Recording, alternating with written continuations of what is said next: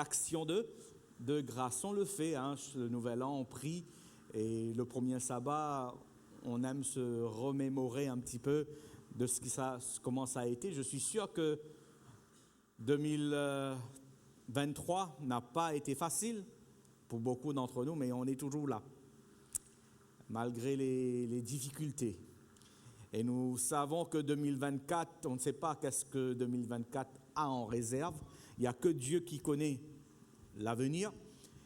Mais nous pouvons être en sécurité et en paix en plaçant notre vie, nos vies entre les mains de ce Dieu. Il prend soin de nous.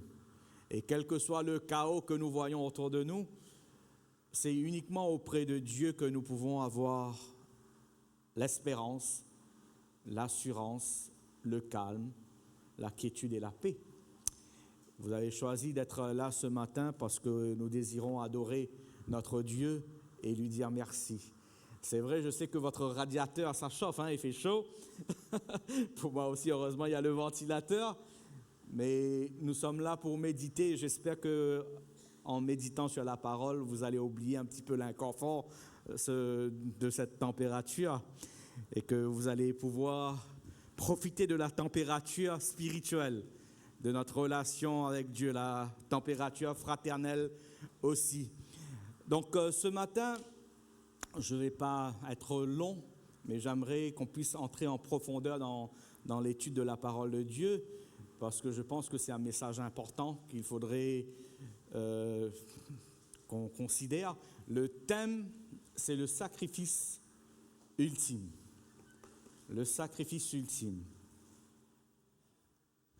Vous voyez l'image, je ne sais pas, hein, donc ça, c'est pas encore en train d'être affiché. Je vais demander à la technique de faire en sorte que ça soit affiché, je ne sais pas. Ok, donc donnez-nous une seconde, hein, il y a un petit problème technique.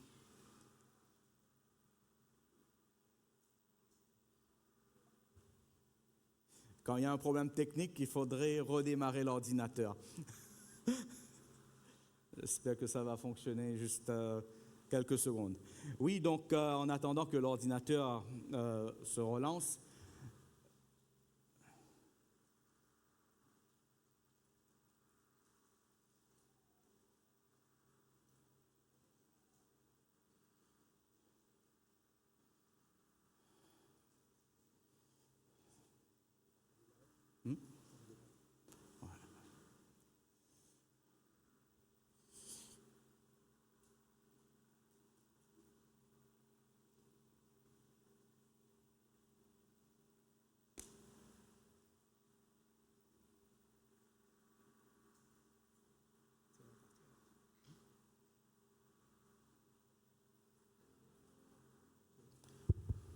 normalement, je me prépare au cas où si la technique ne marche pas, pouvoir faire le message.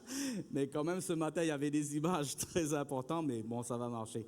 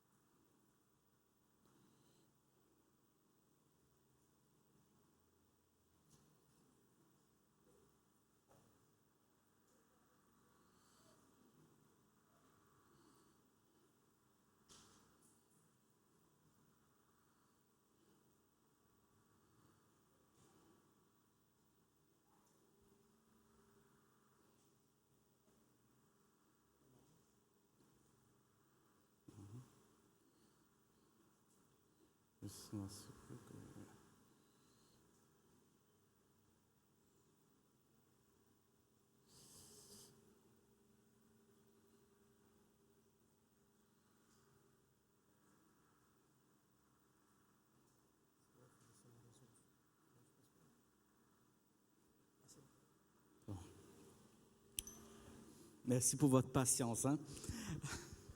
Oui, je disais que l'image que vous allez voir à l'écran, c'est une fresque, c'est une peinture murale qui se trouve dans la basilique de Sainte-Sophie à Istanbul, en Turquie.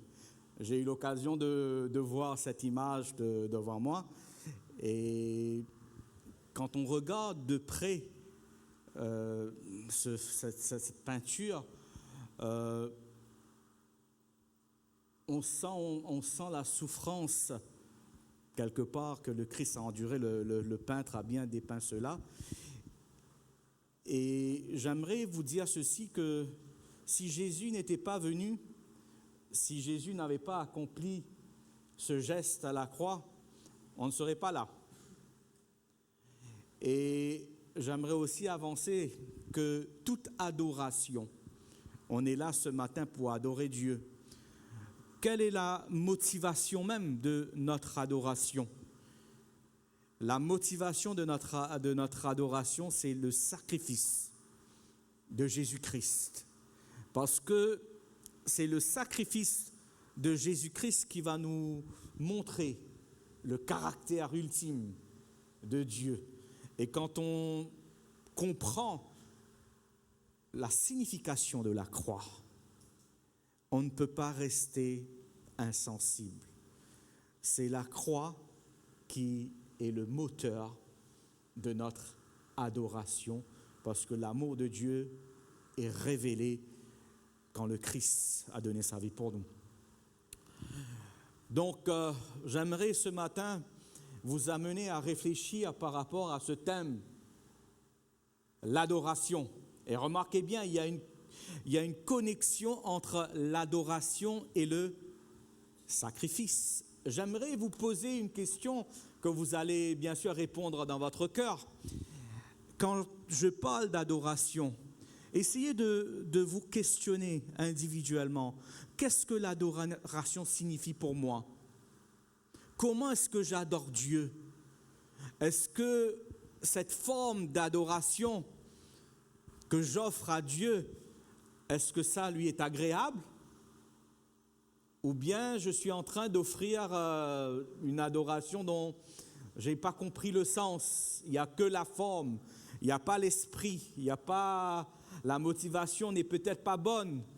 Ou bien on ne sait pas, on ne comprend pas, on le fait parce que c'est un rituel, c'est une tradition, c'est une pratique. J'ai vu maman, papa venir à l'église, au culte, et je fais que suivre par tradition les autres. Qu'est-ce que c'est que l'adoration? Est-ce que tu adores vraiment Dieu? Quelle est la forme de cette adoration? Est-ce que c'est juste venir à l'église, écouter le pasteur prêcher, chanter, se mettre à genoux, prier? Est-ce que l'adoration ne dépasse pas ce cadre, va plus loin? Parfois, on a limité l'adoration juste au culte. Alors que l'adoration n'est pas limitée au culte, c'est une attitude, c'est un état d'esprit, c'est le comportement, c'est la vie. Comment je vis? En d'autres termes, ce n'est pas que le sabbat que j'adore Dieu. Ce n'est pas que quand je suis en train de prier ou faire la méditation avec les enfants en culte de famille, etc. L'adoration doit être notre respiration de l'âme. C'est comme la prière, c'est la respiration de l'âme. Tout ce que je fais, tout ce que je pense, tout ce que je dis est soit une forme d'adoration ou le contraire. La question que je te pose, que je me pose, est-ce que j'adore réellement Dieu? Ésaïe 58, notre frère a lu tout à l'heure. Quand on parle de l'adoration, rapidement, quand on chante, à travers les chants, on adore Dieu, n'est-ce pas? Les psaumes, magnifique la leçon d'école du sabbat. Les psaumes, ce sont des prières, des chants. On ouvre notre cœur, on dialogue avec Dieu, on entre en communion avec lui. Quand on médite la parole, quand on étudie la Bible, on est dans un moment d'adoration. Pendant le culte, on est là, on s'arrête. on écoute la parole de Dieu, on invoque sa présence, il est avec nous. L'adoration, peut-être j'écoute la musique, les chants spirituels dans la voiture. Moi, quand je roule, parfois je fais des kilomètres et des kilomètres, je suis en train d'adorer Dieu tout en roulant. Vous êtes au travail, vous êtes en train d'adorer Dieu. Même sur votre ordinateur, on n'est pas déconnecté avec Dieu. Le jeûne est une forme d'adoration. Pourquoi est-ce que nous jeûnons? Vous voyez, ça prend toutes ces formes. La prière, chant, louange, le jeûne. Toutes ces choses-là fait partie de l'adoration. Parce que je jeûne pour pouvoir être en communion avec le Créateur. Si votre motivation pour le jeûne est un intérêt personnel, là il y a un petit problème. Et regardez dans le texte, Dieu nous dit, voici le jeûne ou l'adoration auquel je prends plaisir. Détache, dénoue, libère. Qui ça? Les autres, les opprimés. Quelque part, je ne peux pas dire j'aime Dieu et j'aime pas mon prochain. Vous me saisissez? L'adoration n'est pas limitée à un rituel, à un geste, à une formulation. L'adoration, c'est une attitude, un comportement. C'est le mode de vie. Et Jésus va dire, ta température spirituelle, la température de ton adoration va se traduire dans comment tu traites ta femme, tes enfants, ton prochain, voire même tes ennemis. Remarquez bien, quel est le jeûne que Dieu prend plaisir? C'est qu'on est en train de se sacrifier pour les autres. Remarquez bien, il n'y a rien qui concerne l'intérêt humain ici, personnel. Tout se fait pour l'autre. Et on connaît bien ce passage de la Bible qui nous dit « Il faut faire aux autres ce que tu veux que les autres fassent pour toi. » N'est-ce pas? Et parfois on s'arrête là, c'est vrai. Mais les Chinois, les bouddhistes, les hindous et toutes les autres religions, ils ont un petit peu des philosophies similaires. Il faut faire du bien aux autres, comme eux ils font pour nous. Mais il y a quelque chose de différent dans le christianisme. Ce n'est pas le bien que je fais aux autres qui va déterminer mon salut. C'est le geste de Jésus-Christ à la croix. C'est le sacrifice de Jésus-Christ. Donc l'adoration, c'est la réponse au geste du Christ à la croix. La motivation de l'adoration, ce n'est pas pour attirer les faveurs de Dieu. Ce n'est pas pour avoir sa grâce, parce que j'ai déjà obtenu ça. Sa grâce a été manifestée à la croix. Donc l'adoration, c'est une réponse au geste du Christ. C'est une réponse au sacrifice de Jésus-Christ. C'est une décision de vivre maintenant une vie pour glorifier Dieu. Donc quand on parle glorifier Dieu, qu'est-ce que cela signifie? C'est adorer Dieu. Vous honorez Dieu. Vous rendez gloire à Dieu. Vous voyez, c'est complètement différent. C'est pas la motivation, c'est pas je fais quelque chose pour avoir des intérêts, mais je fais ce geste, j'adore Dieu parce qu'il m'aime, parce que j'ai compris son amour et parce que je l'aime par-dessus tout. J'aime Dieu au point que je suis prêt à tout sacrifier, comme lui, il a tout sacrifié pour moi. C'est ça, cette forme d'adoration que Dieu prend plaisir. C'est réellement apprendre aussi à se sacrifier comme lui s'est sacrifié pour nous. J'aimerais vous amener à regarder un des premières histoires de la Bible, l'histoire de Caïn et de Abel. Vous connaissez bien cette histoire. Parfois, on passe rapidement là-dessus et on nous parle ici du concept de sacrifice. À nouveau, le sacrifice, le mot sacrifice. Parfois, quand on pense à ce concept, sacrifice, on voit le sang, un animal qui est tué. C'est pas intéressant, c'est archaïque, c'est grossier même, c'est dur. On voit la souffrance et la mort. C'est pas facile de sacrifier un animal. Et beaucoup, quand ils repensent à cette notion de sacrifice, on se dit, waouh. Mais on va essayer de comprendre le sens biblique de ce mot sacrifice. Vous savez, le mot sacrifice est un geste, une expression qui est connectée avec le passé, le présent et l'avenir. En d'autres termes, on est appelé à renoncer à quelque chose de valeur dans le présent pour obtenir quelque chose de meilleur à l'avenir. Vous jeûnez parce que vous espérez avoir un genre de bénéfice. Normalement, c'est dans la pensée humaine.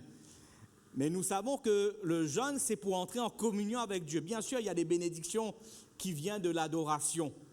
C'est toujours un sacrifice dans le présent qui va amener quelque chose d'extraordinaire, qui va améliorer mon avenir.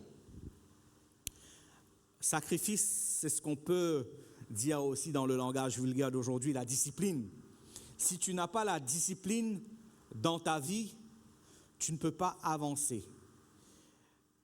La Bible nous dit que Caïn et Abel ont tous deux décidé un jour de venir vers l'Éternel pour apporter leur offrande, leur sacrifice.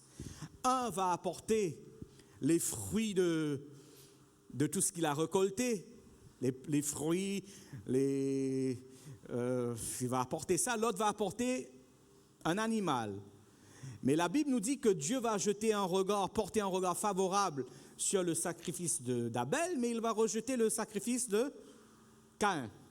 Et là, on se pose la question, mais qu'est-ce qui ne va pas? Et quand on parle de sacrifice, j'aimerais que vous puissiez lire je ne sais pas si vous arrivez à lire, mais je vais lire pour vous.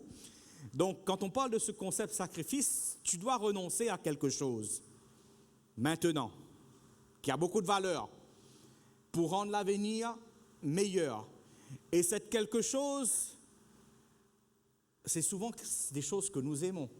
Si tu veux guérir du diabète, peut-être il faut sacrifier le sucre pour pouvoir avoir une meilleure santé.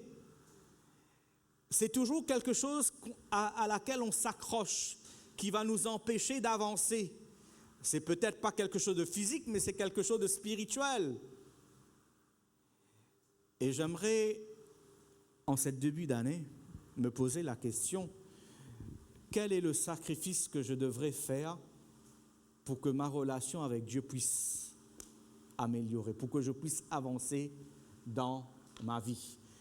Certaines personnes arrivées au début de l'année, ils se disent, l'année dernière, j'ai fait tel temps et tant de bêtises, j'avais pas assez de discipline, j'ai pas fait de sacrifice, donc peut-être j'ai pas réussi à l'école, j'ai pas pu atteindre mes objectifs. Pourquoi est-ce que nous n'atteignons pas nos objectifs? C'est quelque part, on n'a pas été assez discipliné. C'est la situation dans le domaine du sport. Si tu ne fais pas de sacrifice dans le sport, tu ne peux pas avoir des performances. Si tu veux courir à 100 mètres en 10 secondes, il faut faire beaucoup de sacrifices. Peut-être qu'il faut se réveiller à 4 heures du matin, alors que tout le monde dort, commencer à s'entraîner, à faire de l'exercice. Tout ce qu'on fait dans la vie requiert le sacrifice, la discipline. Et aujourd'hui, cette expression, cette idée, l'idéologie de se sacrifier, on n'aime pas ça. On aime la vie facile. On veut que tout soit là au bout du doigt, tactile, télécommande, téléphone portable, tout est facile à obtenir. On ne veut pas quand les choses sont difficiles. Mais en réalité, sans cette difficulté de la vie, sans le sacrifice, sans les épreuves, il n'y a pas de croissance. Il faut diminuer peut-être le sucre, arrêter l'alcool, arrêter la cigarette, arrêter de penser négativement, arrêter de critiquer les autres. Arrêtez d'être tout le temps en colère. Il y a beaucoup de choses qu'il faut lâcher prise pour pouvoir avancer parce que ces choses-là nous bloquent. C'est pareil dans le domaine scolaire, intellectuel. Si tu ne lis jamais, si tu n'étudies jamais, si tu ne fais pas tes devoirs, est-ce que tu espères avoir un diplôme? Non. Tous ceux qui ont obtenu des diplômes, c'est parce que vous avez travaillé dur. Il faut suer, il faut travailler des heures, il faut passer parfois des nuits blanches pour pouvoir réussir dans la vie. Sans sacrifice, sans discipline, il n'y a pas de succès. Nous devons nous sacrifier pour améliorer une relation. Laisser de côté notre ressentiment, nos colères, sortir de notre zone de confort dans le but d'établir la paix. Vous voyez, le sacrifice, ce n'est pas seulement dans le sport, ce n'est pas seulement dans les études, mais c'est aussi dans le domaine relationnel. Dans la relation, on donne. Si c'est que moi qui donne tout le temps, qu'est-ce qui se passe? À un moment donné, on est lassé. L'autre profite de nous, on va se dire, et on coupe la relation. Vous savez, si Dieu agissait ainsi, on était tous perdus. Qu'est-ce que nous avons réellement apporté à Dieu? Nous lui apportons parfois que des problèmes, que des soucis. On n'est pas meilleur que les autres. Parfois, on critique facilement les autres. Mais qu'en est-il réellement de nous? Soyons honnêtes. C'est par la grâce que nous sommes là. Dieu, c'est parce qu'il est miséricordieux, compatissant, lent à la colère et riche en bonté que nous sommes encore vivants. Et il ne se lasse pas. Il se sacrifie. Il ne demande pas que toi tu te sacrifies avant. Il s'est sacrifié pour nous alors que nous étions encore des impies, nous dit la Bible. Et c'est ça ce qui fait la différence. C'est la différence entre le christianisme et toutes les autres religions. Parce que notre Dieu à nous ne nous dit pas « sois meilleur et je vais t'aimer ». Et il nous dit « je t'aime » et il nous montre son amour. Et puis il nous dit « je peux te rendre meilleur. Je peux te transformer ». Et vous savez, dans ta relation avec tes enfants, avec ton époux, épouse, au travail, si tu veux que ça dure, il faut apprendre à se sacrifier. Vous n'êtes pas d'accord avec moi? Et sacrifier quoi? Notre orgueil, notre moi, renoncer à la colère, renoncer au ressentiment, à la frustration. Parce que si on laisse exploser à chaque seconde la frustration, la colère, qu'est-ce qui se passe avec cette relation? La relation va mourir. Il y avait un psychologue qui a dit ceci, il est chrétien.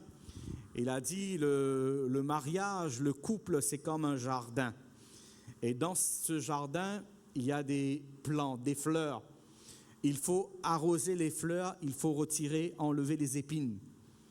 Mais vous savez, la plupart des gens, ils sont en train de planter des épines et d'arracher les fleurs. Comment est-ce que tu plantes les épines, tu arroses les épines et tu arraches les fleurs? Quand tu commences à critiquer. À chaque fois que tu critiques, tu es en train de planter des épines. À chaque fois que je critique ou que je suis en colère, je suis en train d'arroser les épines. À chaque fois que vous faites des compliments, que vous appréciez l'autre, que vous dites une parole valorisante, vous êtes en train d'arroser les fleurs. Mais nous, naturellement, on aime arroser les épines. Et puis on s'étonne, il n'y a que des épines autour de nous parce que nous avons passé notre temps à arroser les épines. Et puis on a dit, mais pourquoi il y a des épines? Parce que quelque part, c'est ce qu'on est en train de nourrir. Apprenons à valoriser, à apprécier. Mais cela requiert le sacrifice. Sacrifier soi-même parce que je ne veux pas sortir de mon zone de confort, je veux que les autres s'adaptent à moi. Et on est dur, on est méchant parfois, on force les autres. Parfois les religieux sont comme ça, les pasteurs, les anciens, on veut forcer les gens à à rentrer dans un genre de format. Mais ce n'est pas ça le modèle que la Bible nous donne. La Bible nous dit que c'est le geste de Jésus-Christ à la croix, le sacrifice de Jésus à la croix qui va vaincre le mal et toutes les épines de ce monde. Jésus n'a pas pris un couteau ou une bombe atomique pour détruire le mal. Il aurait pu détruire le mal par la force, en utilisant le chaos, parce qu'il est le Tout-Puissant. Mais il a détruit, il a vaincu le mal à travers le sacrifice ultime. Et nous, on veut surmonter le mal avec un bâton, avec nos poings. On tape sur l'autre, on donne des coups de poing. Je pense que vous ne le faites pas, j'espère que vous ne le faites pas, on est des bons chrétiens. Mais malheureusement, il y a la langue. La langue aussi peut faire du mal, autant mal que les poings. Peut-être vous dites, vous contrôlez votre parole, votre langue, mais l'esprit, qu'est-ce qui se passe à ce niveau-là? Il y a la violence qui se passe aussi dans notre tête parfois. Jésus a vaincu le chaos de ce monde, le mal, le serpent, à travers le sacrifice à la croix. Il a renoncé à lui-même. Et c'est ça la plus grande puissance, le plus grand miracle, le plus grand pouvoir. C'est au moment où il semblait être le plus faible. C'est là où il a été le plus fort. Comment est-ce que tu es en train de gérer tes problèmes à la maison, dans ton couple, dans ton foyer, au travail, en forçant, en donnant des coups de tête, en criant, ou en apprenant à se sacrifier comme le Christ l'a fait? Pour la croissance spirituelle, nous devons sacrifier le moi et accepter le sacrifice de l'agneau pour obtenir le pardon et la réconciliation avec Dieu. Vous voyez, c'est ça le cœur du christianisme, c'est accepter Jésus-Christ et de comprendre que ce n'est pas moi. C'est pas moi, je ne vais pas pouvoir changer les gens autour de moi parce que moi-même, je ne peux pas me changer moi-même. Et j'ai besoin d'être changé en premier. Et je veux changer les autres. Quand j'ai envie de changer les autres, cela veut dire que j'ai besoin, moi, d'être changé au départ. Il y a un problème avec moi. Quand on pense qu'il faut changer les autres, la première personne qu'il faut changer, c'est qui? C'est nous. On ne va pas pouvoir changer les autres. Mais Dieu peut changer mon cœur et changer le cœur des autres. Le sacrifice est la forme ultime de l'adoration. Regardez Ésaïe 29, le verset 13. Le Seigneur dit, « Quand ce peuple s'approche de moi, il m'honore de la bouche et des lèvres, mais son cœur est éloigné de moi. Et la crainte qu'il a de moi n'est qu'une précepte de tradition humaine. » Donc, je reviens maintenant avec l'idée de l'adoration. Je vous ai dit, il y a une connexion entre le sacrifice et l'adoration. La motivation de notre adoration, c'est Jésus, le geste de Jésus. Et quand j'ai compris le geste de Jésus, moi aussi, je vais vivre une vie qui va glorifier Jésus-Christ. Donc, en retour, je suis prêt aussi à me sacrifier. Et c'est là quand tu commences à comprendre et que le Saint-Esprit habite en toi et que tu commences, le moi en toi commence à se sacrifier, que la relation change à la maison. Je ne suis plus violent. Pourquoi j'apprends à me sacrifier? Il y a le contrôle, la maîtrise de soi, la discipline. C'est le don de l'Esprit qui agit en nous. Donc ici, il y a deux formes d'adoration. En contradiction, en opposition, même en opposition, je dirais. Dieu nous dit c'est bien de m'adorer, mais Dieu ne s'arrête pas juste à la forme. Il ne s'arrête pas juste au geste, parce que vous tous, vous êtes là à genoux devant Dieu en train d'adorer. Peut-être quelqu'un ne peut pas se mettre à genoux, mais celui qui est à genoux, son cœur n'y est pas. Peut-être je suis en train de mettre ma main pour donner la dîme et je donne 1 million, je ne sais pas combien, mais quelqu'un donne que 100 francs. Et Jésus regarde la motivation. Quelle est la motivation qui me pousse à donner? Quelle est la motivation qui me pousse à servir? Quelle est la motivation qui me pousse à parler de Dieu, à faire le bien? Ce n'est pas seulement le geste qui compte, c'est le cœur. Parce que le geste, je peux faire semblant. Il n'y a que Dieu qui connaît le cœur. Et la Bible me dit, tu veux apporter ton offrande, tu veux offrir des sacrifices, c'est bien. Mais si tu as un problème avec ton frère, va régler ce problème-là avant de venir devant moi. Vous voyez, l'adoration, c'est comment aussi je traite mon prochain. Et revenons maintenant avec notre ami Abel, nos deux compagnons, amis, et Caïn. Il y avait dans leur adoration une différence de forme. Je ne suis pas en train de dire que la forme n'est pas importante. La forme, elle est hyper importante, cette forme-là. Il ne faut pas adorer Dieu selon ma forme à moi. Il faut respecter la forme que Dieu donne. Donc, quelle est la forme que Caïn va offrir? C'est les fruits. Mais qu'est-ce que Dieu a dit? Le sacrifice, c'est l'agneau. Donc, la forme n'était pas bonne. La motivation aussi n'y était pas. Le cœur n'y était pas. Et c'est ce qui va faire que Dieu rejette l'adoration de Caïn. Donc, quelque part, même si la forme est bonne, ce que la Bible est en train de nous dire, c'est que Dieu regarde dans une dimension encore plus profonde. Qu'est-ce qui me motive?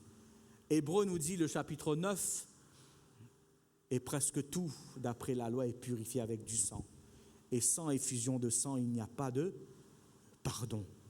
Il était donc nécessaire, puisque les images des choses qui sont dans les cieux devraient être purifiées de cette manière, que les choses célestes elles-mêmes le fussent, par des sacrifices plus excellents que ceux-là. Car Christ n'est pas entré dans un sanctuaire fait de main d'homme, en imitation du véritable, mais il est entré dans le ciel même, afin de comparaître maintenant pour nous devant la face de Dieu. Vous voyez, même dans le Nouveau Testament, on met l'emphase sur le sacrifice de Jésus-Christ. Et quel était le problème avec l'adoration de Caïn? La forme, la motivation, toute l'adoration de Caïn ne reproduisait pas, n'était pas en harmonie avec le sacrifice de Jésus.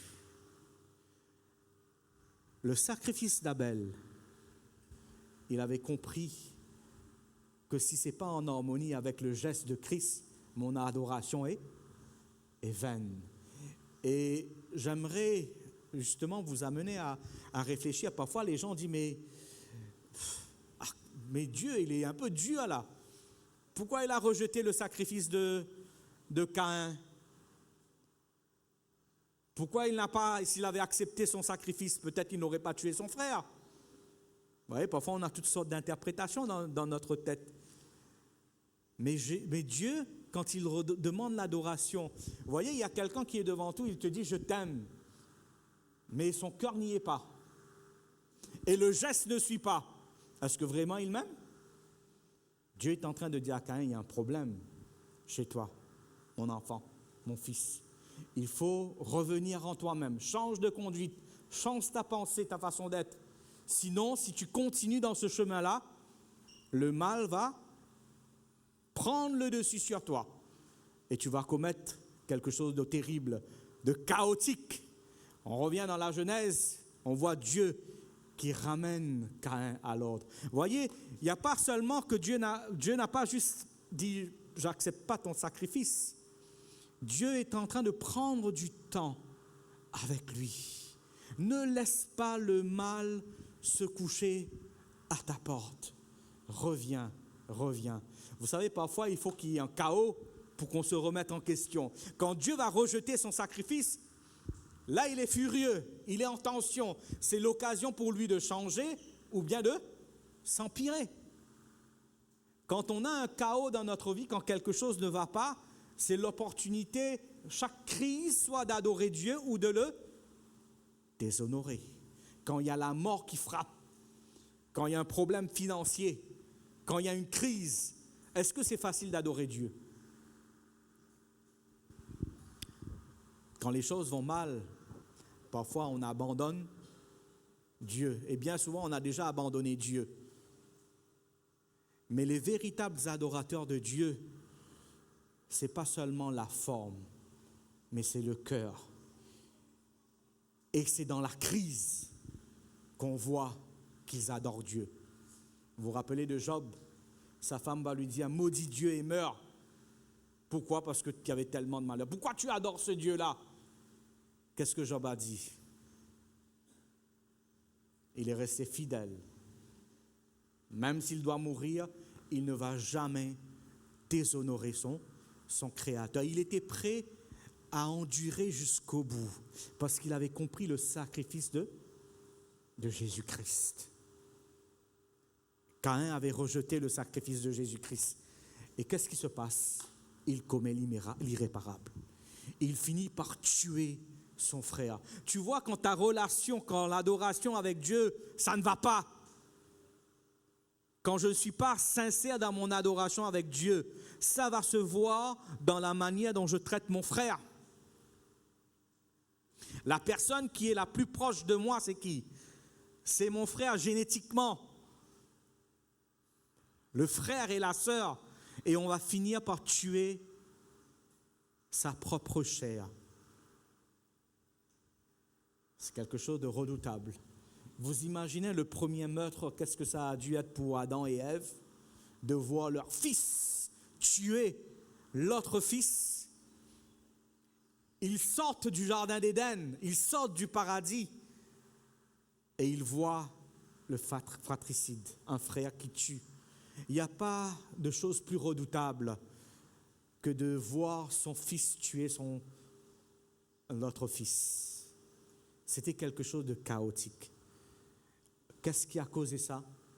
À un moment donné, Caïn a choisi un autre chemin.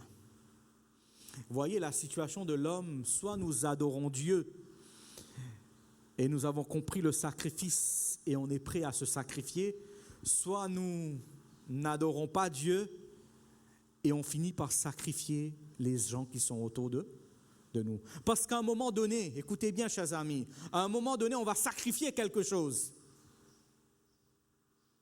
Et bien souvent, on sacrifie les gens autour de nous, en les tuant, littéralement. Jésus est mort pour nous. Le sacrifice a déjà été accompli. On n'a pas besoin de sacrifier les gens qui sont autour de nous. On n'a pas besoin nous-mêmes de donner notre vie. Mais je donne ma vie à Jésus parce que j'ai compris que c'est ce chemin-là qui va me permettre de vaincre le mal. Qu'est-ce que cela implique pour moi en 2024? Qu'est-ce que cela implique pour nous? C'est de vivre sa vie sans se plaindre, sans critiquer les autres. Faire ce que je peux faire dans ma dimension, même quand il y a la tempête, même quand ça va mal autour de moi. Vous savez, à chaque fois que les choses vont mal, et vous allez voir, les choses vont aller mal plus souvent dans ta vie que les choses vont aller bien.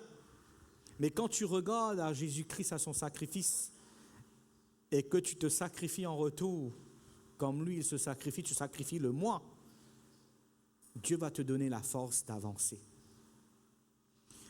Parce que si tu ne regardes pas ce sacrifice de Jésus et que tu fais le contraire, tu vas finir par sacrifier tout le monde qui est autour de toi et c'est le chaos.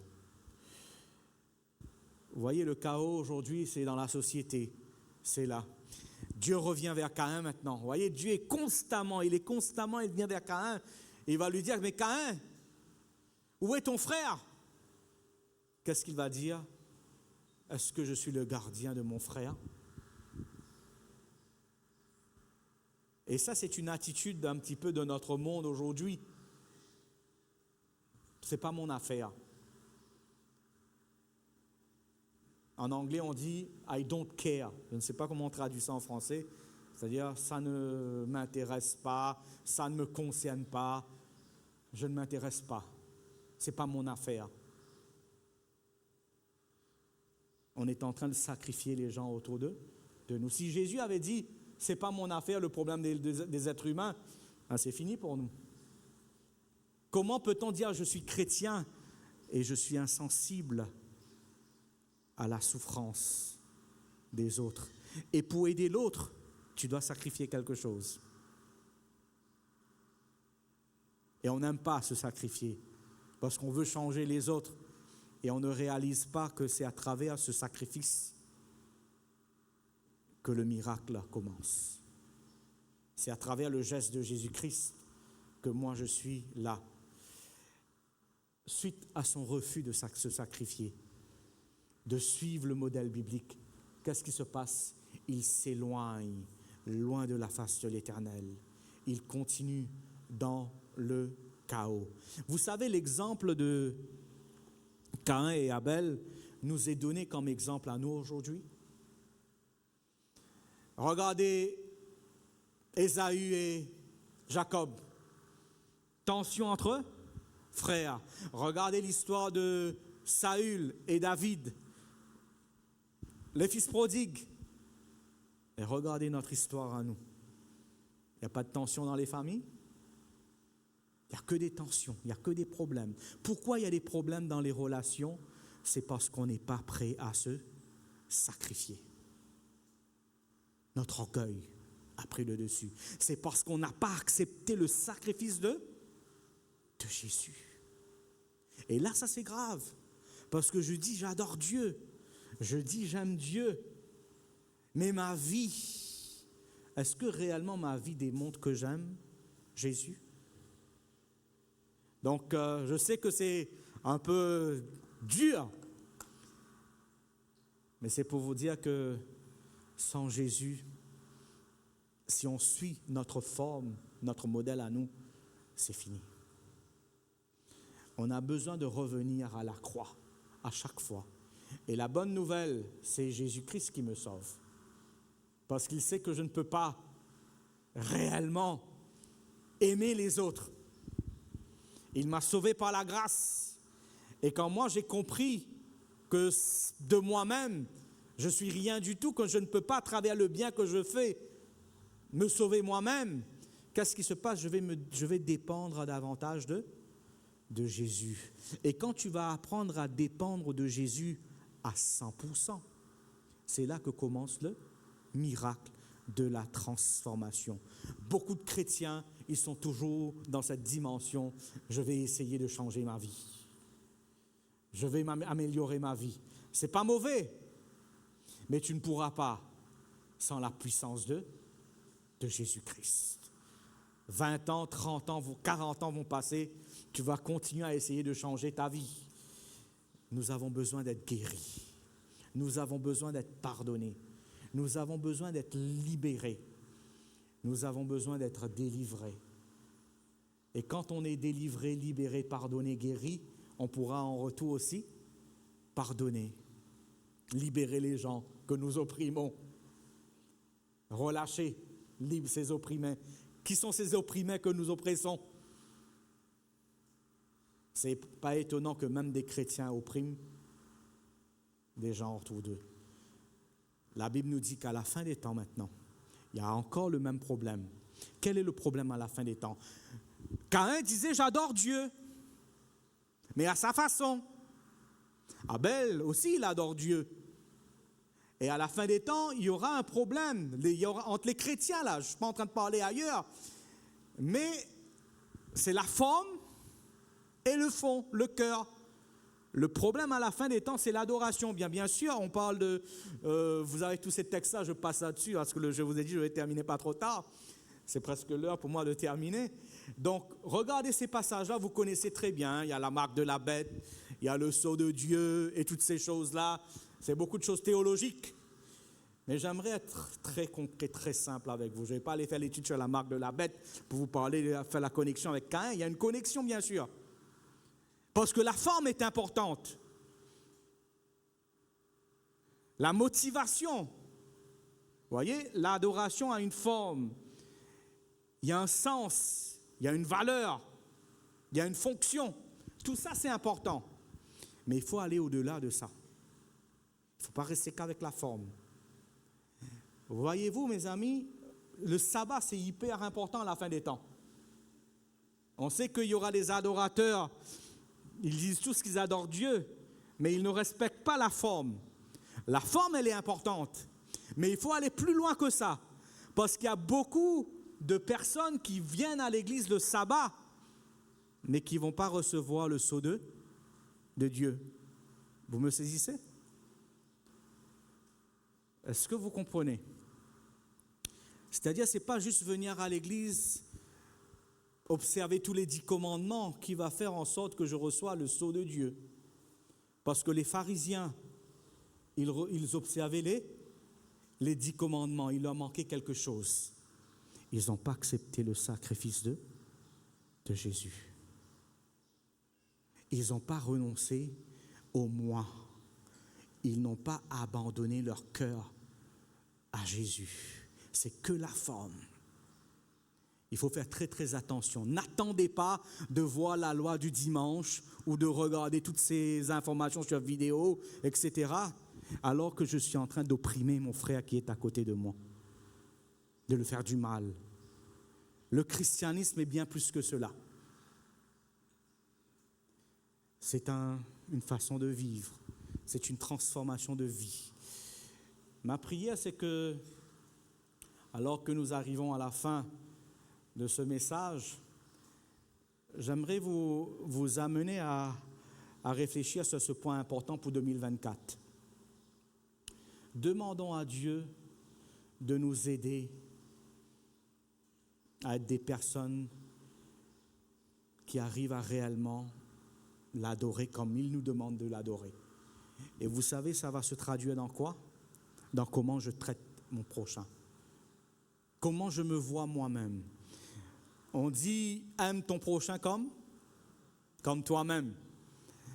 Mais comment est-ce que je peux aimer mon prochain si je ne m'aime pas moi-même? Et comment est-ce que je peux arriver à m'aimer? L'amour est un don qui vient de Dieu. Je termine avec cette illustration. J'avais 25 ans, 26 ans à l'époque. Il y avait un couple je n'avais pas beaucoup d'expérience moi-même, j'étais encore jeune. Il y avait un couple qui était venu me voir. Le mari était là avec sa femme. Ils venaient de se marier. Ils ont défié tout le monde pour se marier parce que la famille était contre. Mais 1 an et demi après, le mari était devant moi pour me dire « Pasteur, j'aime plus ma femme ». Il m'a dit cette phrase-là alors que la femme était à côté de lui et moi, j'étais complètement ouvert. Je me dis « Mais tu ne vas pas dire que tu n'aimes pas ta femme devant moi, devant sa présence ». Comme dans ma tête, je me disais ça. Il me dit « Je n'éprouve plus rien pour elle. Je ne l'aime plus ». Et je voyais la femme qui avait la tête, qui baissait la tête. Et je me rappelais comment ce garçon-là se bagarrait pour pouvoir se marier avec cette fille-là. Qu'est-ce qui s'était passé 1 an et demi après? Il y a beaucoup de cas comme ça, n'est-ce pas? Je lui ai dit, tu sais, Romains, le chapitre 5, le verset 5, nous dit tout simplement que l'amour est un don de Dieu. Parce qu'on ne s'aime que soi-même en réalité. Et on ne sait même pas s'aimer. On ne s'aime pas soi-même. C'est Dieu, quand il entre dans notre vie, qu'il va susciter en nous l'amour réel. Et je lui ai dit à ce garçon, je te comprends. C'est normal que tu me dis, tu es honnête au moins. J'essayais de renverser la chose. C'était dur quand même parce que je voyais la femme là. Je lui ai dit, l'amour est un don de Dieu. Quelque part, tu es déconnecté avec Dieu. C'est pour ça que tu n'aimes pas ta femme. Parce que tu n'es pas prêt à te sacrifier pour elle. Tu ne penses qu'à toi. J'ai dit ces phrases-là. Et bien sûr, j'ai suivi pendant quelques semaines. Il y avait des choses qu'il fallait qu'il renonce dans sa vie. Et quelque temps après, il m'a dit, j'aime ma femme. Parce que sa relation avec Dieu était reconnectée. Je ne sais pas, ça va être dur. J'espère que la femme l'a pardonné aussi. Mais ce n'est pas facile. Sans Jésus, on est impuissant. Qu'est-ce que je dois renoncer pour pouvoir avancer en 2024? Je pense que nous tous, vous et moi, nous devrions apprendre à comprendre, à méditer plus sur le sacrifice de Jésus-Christ. Qu'est-ce que cela implique? Qu'est-ce que cela signifie dans chaque comportement, dans chaque pensée, dans tout ce que je fais, que je puisse revenir à la source. Et vous allez voir, quand tu es là en train de servir à l'école du sabbat ou en tant que diacre, peut-être qu'il n'y a pas d'autres qui sont en train de venir, tu es seul. Mais tu ne vas pas te plaindre parce que tu le fais pour Jésus. Tu vas jusqu'au bout. Tu ne fais pas ça pour plaire à Pasteur Atsa, pour plaire à la mission ou aux anciens d'église. Tu le fais parce que c'est ta réponse de ton cœur face à l'amour de Jésus-Christ. C'est ça la motivation. Que Dieu puisse nous donner la bonne motivation et que Dieu puisse nous transformer et que nous puissions apprendre à nous sacrifier comme Jésus, lui, il s'est sacrifié. Et que nous puissions, c'est plus difficile quand vous êtes confronté à des gens autour de vous qui sont difficiles. C'est là qu'il faut apprendre à renoncer au moi, à notre envie de nous mettre en colère. Et là, le secret, vous savez, c'est quoi? C'est de revenir à la croix. C'est la contemplation de la croix qui nous permet de renoncer à notre vengeance, de renoncer au moi et de pouvoir aussi nous sacrifier. Que Dieu nous bénisse et que notre vie en 2024 puisse être plus en harmonie avec le Seigneur et que nos familles, que ça commence par les couples, avec les enfants, à la maison, au travail et j'espère aussi à l'église, que j'aurai moins de problèmes à gérer en 2024 parce que vous avez appris à vous sacrifier les uns pour les autres et à vous aimer sincèrement. Amen.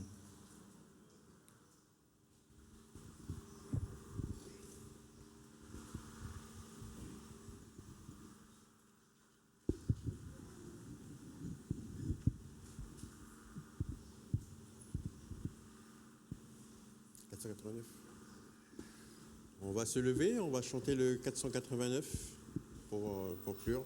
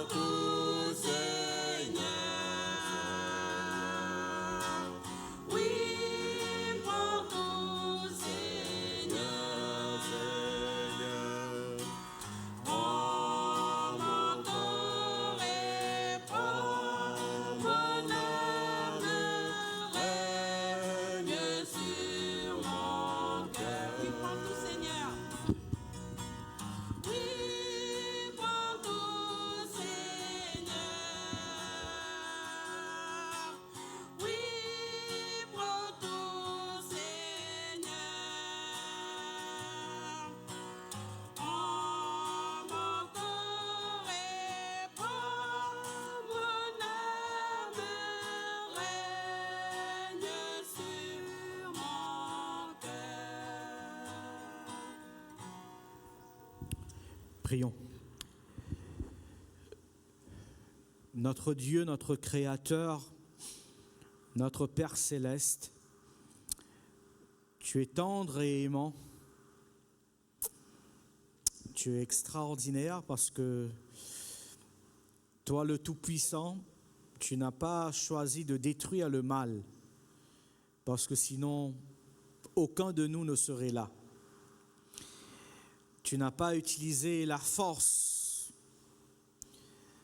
pour adresser le chaos du monde. Quand tu es venu comme un enfant sur cette terre, tu as grandi comme une faible plante et autour de toi, il y avait des gens qui voulaient te dévorer. Mais tu as témoigné que de la grâce, la bonté, alors qu'il y avait le chaos autour de toi. À la croix, tu as donné ta vie. Et c'est quand tu es mort à la croix, Seigneur Jésus, c'est à travers ce geste qui est folie pour les êtres humains. Parce que la croix signifie la mort la plus atroce, humiliante, honteuse qui soit. Mais c'est dans cette folie, cette honte, que tu as sauvé l'humanité. C'est là, à ce moment-là, en cet instant, à travers ce sacrifice ultime, que tu as vaincu le mal. Quelle leçon pour nous?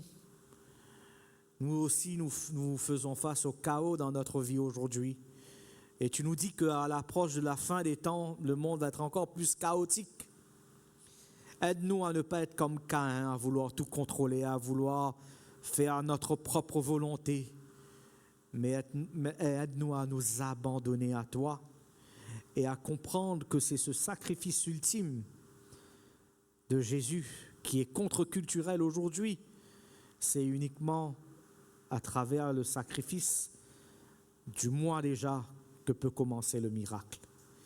Ma prière, c'est que cette nouvelle année, que ce ne soit pas juste une année où nous avons accompli des grandes choses, mais que ce soit une année où toi, tu auras accompli quelque chose d'extraordinaire dans notre vie, la transformation de notre caractère. Que nous puissions à la fin de cette année avoir une vie qui soit plus en harmonie avec toi, que nous puissions apprendre à nous sacrifier notre moi, afin que nous puissions avoir une meilleure relation avec toi, avec les autres et aussi dans notre communauté, cette Église. Ma prière pour moi-même et la congrégation, c'est que nous puissions comprendre le symbole du sacrifice de Jésus-Christ et que cette puissance soit une puissance de guérison, de pardon, de restauration dans ma vie et dans la vie de mes bien-aimés qui sont là. Merci Seigneur, parce que nous ne voulons pas avancer et affronter cette année sans toi, Jésus. Que tu puisses être à l'avant et que tu puisses être la motivation de tout ce que nous allons faire. Accorde-nous, Seigneur, les bénédictions du ciel. Et la plus grande bénédiction que nous puissions recevoir, c'est toi qui vis en nous, l'espérance de la gloire. Parce que sans toi, il n'y a pas de gloire.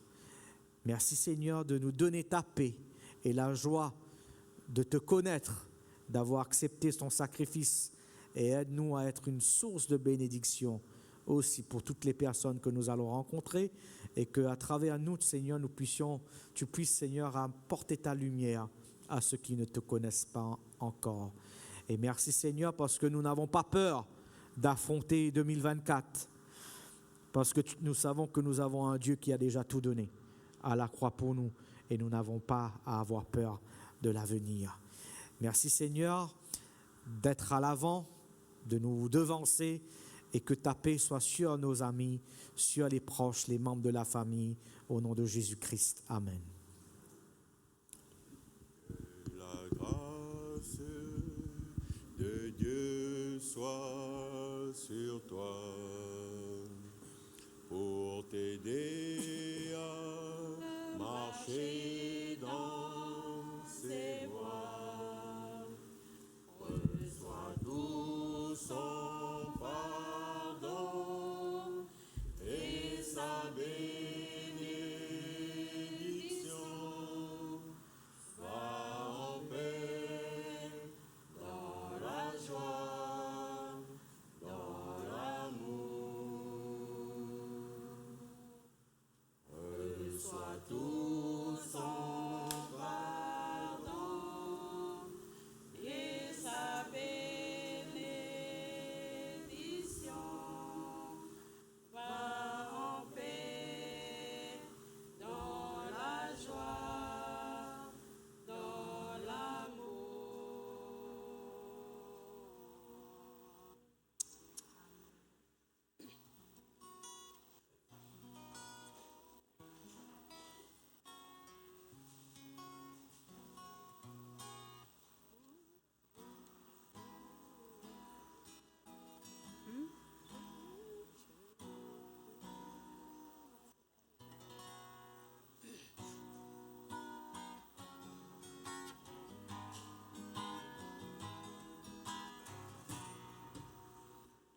Je louerai l'Éternel de tout mon cœur. Je raconterai toutes tes merveilles. Je chanterai ton nom. Je louerai l'Éternel, de tout mon cœur.